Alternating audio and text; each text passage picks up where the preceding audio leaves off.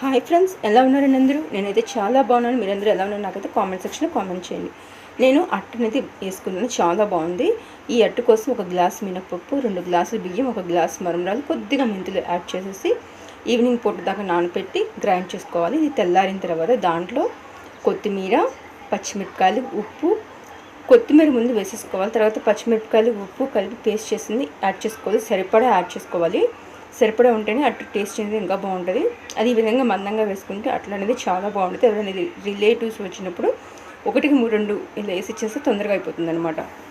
దీంట్లోకి చట్నీ కోసం టమాటాలు, వంకాయలు, పచ్చిమిరపకాయలు అన్నీ తీసుకోవాలి. వంకాయలు, పచ్చిమిరపకాయలు, కొద్దిగా చింతపండు, ఉప్పు, పసుపు వేసి యాడ్ చేసి ఫ్రై చేసుకోవాలి. తర్వాత టమాటాలు, కొత్తిమీర కూడా ఫ్రై చేసుకొని అన్నీ వేగిన తర్వాత ఈ విధంగా వెల్లుల్లిపాయలు, జీలకర్ర యాడ్ చేసి గ్రైండ్ చేసుకొని సర్వ్ చేసుకుంటే చాలా బాగుంటుంది.